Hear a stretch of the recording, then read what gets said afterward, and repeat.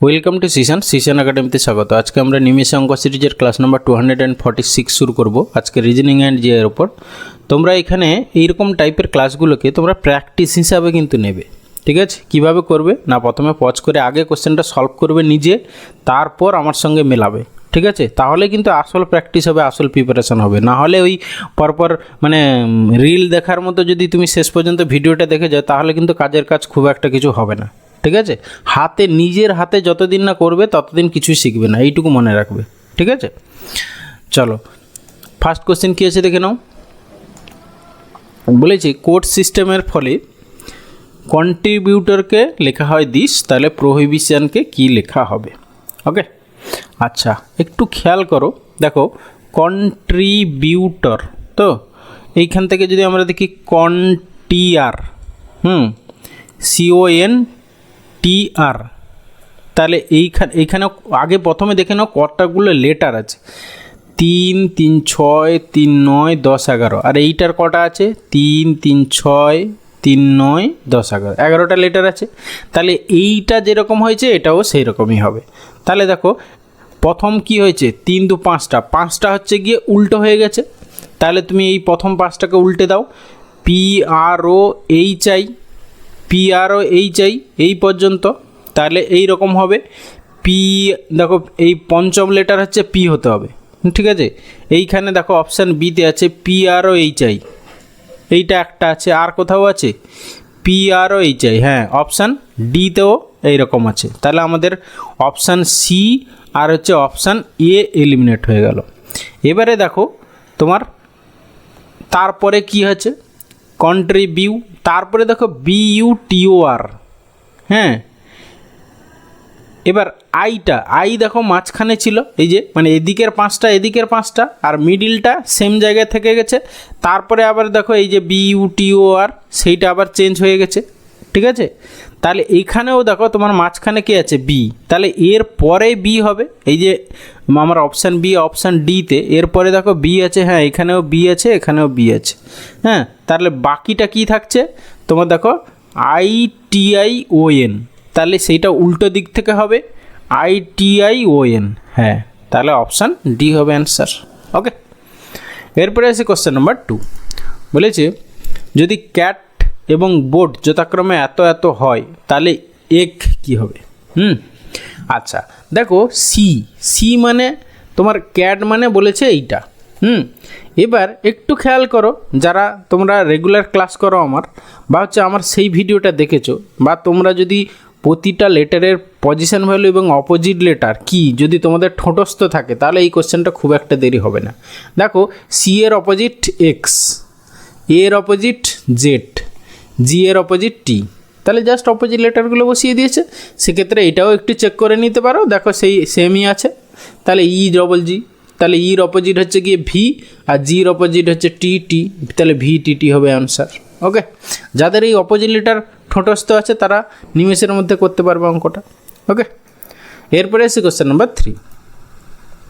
সেই জন্য বলবো, তুমি যদি কম্পিটিটিভ এক্সামে প্রিপারেশান নিচ্ছ, অবশ্যই তুমি অপোজিট লেটার এবং পজিশন ভ্যালুগুলো ঠোঁটস্থ করে রাখবে, ঠিক আছে? কোডিং ডিকোডিংয়ের ক্ষেত্রে এটা কিন্তু মাস্ট, হ্যাঁ, যেটা অনেক জায়গায় কাজে লাগে। ওকে, আচ্ছা পরের কোশ্চেন কি বলেছে, কোনো ভাষায় ওয়াটারকে বলে ব্ল্যাক, ব্ল্যাককে বলে ট্রিকে বলে ব্লু, ব্লুকে বলে রেনকে বলে পিঙ্ককে বলে ফিশ, তবে কালার অফ দ্য স্কাইকে কী বলা হয়? কালার অফ দ্য স্কাই কী হলো? ব্লুকে কী বলা হয়? দেখো সেটাই হবে তোমার অ্যান্সার। ব্লুকে রেন বলা হয়, তাহলে রেন হবে অ্যান্সার, মানে অপশান সি অ্যান্সার। ওকে, পুরোটা না পড়েও লাস্টে তোমার লাইনে কি চেয়েছে দেখবে আগে, ঠিক আছে? হ্যাঁ, যদি লাস্টের লাইনে কী চেয়েছে সেইটার যদি অ্যান্সার পেয়ে যাও, দেখো কালার অফ দ্য স্কাইকে কী হয়? ব্লু, তাই এবার খুঁজে দেখতে হবে ব্লুকে কী বলেছে, ব্লুকে বলে রেন, ব্যাস ওটা অ্যান্সার। ওকে, এরপরে আসি কোশ্চেন নাম্বার 4। বলেছে একজন লোক হাঁটিয়া 3 কিলোমিটার উত্তরে বাম দিকে 2 কিলোমিটার গেল, তারপর ইত্যাদি। তাহলে আমাদের ডিরেকশান টেস্টের কোশ্চেন এটা, তাহলে আমাদের ছবি আঁকতে হবে। প্রিন্সিপাল ডিরেকশান সবসময় উপরের দিকটা নর্থ, আর তোমার বাম হাত যেদিকে, ঠিক আছে, সেদিকে, আর ডান হাত যেদিকে সেদিকে হচ্ছে ইস্ট, এই দুটো মনে রাখো। তাহলে এদিকে হয়ে গেল ওয়েস্ট, আর নিচের দিকে হয়ে গেল সাউথ। ওকে, এবারে দেখো লোকটা হচ্ছে 3 কিলোমিটার উত্তরে হাঁটলো, তাহলে 3 কিলোমিটার এরকম করে উত্তরে হাঁটলো। যদিও আমার ছবিগুলো সোজাসুজি হচ্ছে না, তোমরা সোজাসুজি করে আঁকার চেষ্টা করো। এরপর বাঁ দিকে গেল 2 কিলোমিটার, তাহলে এইটা গেল 3 কিলোমিটার, তাহলে 2 কিলোমিটার এরকম গেল বাঁ দিকে। তারপরে কি, তারপরে সে আবার বাম দিকে 3 কিলোমিটার গেল, মানে এইরকম পজিশনে আবার চলে এলো 3 কিলোমিটার। তারপর সে ডান দিকে গেল, এরপর এইদিকে এসে ডান দিকে গেল। ডান দিকে সে সোজা হাঁটিলে সে এখন কোন দিকে আছে, মানে ডান দিকে হাঁটলো মানে এই দিকে হাঁটলো, তাহলে এখন সে ওয়েস্টের দিকে মানে পশ্চিম দিকে হাঁটছে, মানে অপশান বি অ্যান্সার। ওকে, এরপরে আসি কোশ্চেন নাম্বার 5। কী বলেছে, কোনো নিয়মে 3টি একই রকম তবে বিজাতীয় কোনটি, মানে কোনটা আলাদা জাস্ট। পনির, দুধ, দই, ঘি, তাহলে বুঝতেই পারছো দুধটা হবে, দুধ থেকে বাকিগুলো তৈরি হয়, দুধটা এখানে আলাদা। এরপরে আসি কোশ্চেন নাম্বার 6। কী বলেছে, একদিন সকালে সূর্য ওঠার পরে বিক্রম এবং শৈলেশ উঠানে পরস্পরের বিপরীতমুখী হয়ে দাঁড়িয়ে আছে। তাহলে আমাদের আগে প্রিন্সিপাল ডিরেকশানের ছবিটা আমরা একটু এঁকে নিই। তাহলে উপরের দিকটা নর্থ, আর এই দিকটা হচ্ছে গিয়ে ইস্ট, তাহলে এইদিকে হচ্ছে ওয়েস্ট, আর নিচের দিকে হচ্ছে সাউথ। এবারে কি বলেছে, সকালে সূর্য ওঠার পরে, মনে রাখবে যখনই সকালে কথাটা বলে দিয়েছি তাহলে ছায়াটা কোন দিকে পড়বে না পশ্চিম দিকে ছায়াটা পড়বে, এই কনসেপ্টটা প্রথমেই চলে এলো। ঠিক আছে, ছায়াটা হচ্ছে গিয়ে তোমার পশ্চিম দিকে পড়বে। ওকে, এবার বলছে বিক্রম এবং শৈলেশ উঠানে পরস্পরের বিপরীতমুখী হয়ে দাঁড়িয়ে আছে। বিক্রমের ছায়া যদি বাম দিকে হয় তাহলে বিক্রমের ছায়াটা বাম দিকে পড়েছে, তাহলে শৈলেশের মুখ কোন দিকে হবে। দেখো একে অপরের কি বিপরীতমুখী হয়ে দাঁড়িয়ে আছে, তাহলে বিক্রমের ছায়া হচ্ছে যদি বাম দিকে হয় তাহলে বিক্রম হচ্ছে গিয়ে তাহলে কোন দিকে মুখ করে আছে, ধরো বিক্রম তাহলে নিশ্চয়ই উত্তর দিকে মুখ করে আছে, সেই জন্য তার ছায়াটা হচ্ছে গিয়ে কি তোমার বাম দিকে পড়েছে, তার বাম দিকে পড়েছে। হ্যাঁ, তাহলে শৈলেশ নিশ্চয়ই যেহেতু বিপরীতমুখী, তাহলে শৈলেশ কি করেছে না তোমার দক্ষিণ দিকে মুখ করে আছে। ঠিক আছে, শৈলেশ তাহলে কোন দিকে মুখ করে আছে, দক্ষিণ দিকে, মানে অপশান ডি হবে অ্যান্সার। ওকে, মানে মেন কনসেপ্ট হচ্ছে এই যে সকালে যেহেতু তাহলে ছায়াটা কোন দিকে পড়বে, পশ্চিম দিকে পড়বে। এই কনসেপ্ট থেকেই তোমাকে মেন কোশ্চেনটা ধরতে হবে। ওকে, এরপরে আসছি কোশ্চেন নাম্বার 7। কী বলেছে, এটাও সেই কোনটি আলাদা। ঠিক আছে, সান, ইউনিভার্স, মুন হচ্ছে স্টার্স। ঠিক আছে, দেখো তোমার সান, ইউনিভার্স, মুন আর হচ্ছে স্টার্স, তাহলে ইউনিভার্স হবে অ্যান্সার। ইউনিভার্সের মধ্যে সান, মুন, স্টার এগুলো সবগুলো আছে। ওকে, এরপরে আছে কোশ্চেন নাম্বার 8। কী বলেছে, কোনো পরীক্ষায় রাজ মতির থেকে বেশি নম্বর পায় কিন্তু মিনার মতো নয়, তাহলে এটাকে আমরা greater than less than sign use করে করি। বলেছে কি রাজ মতির থেকে বেশি নম্বর পায়, তাহলে আর গ্রেটার দ্যান এম। ঠিক আছে, কিন্তু আচ্ছা মতি, তাহলে এম টি করে দিই আমরা শর্টে।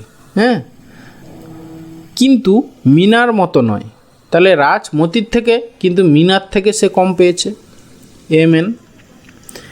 মিনা পায় গণেশ এবং রূপালীর থেকে বেশি।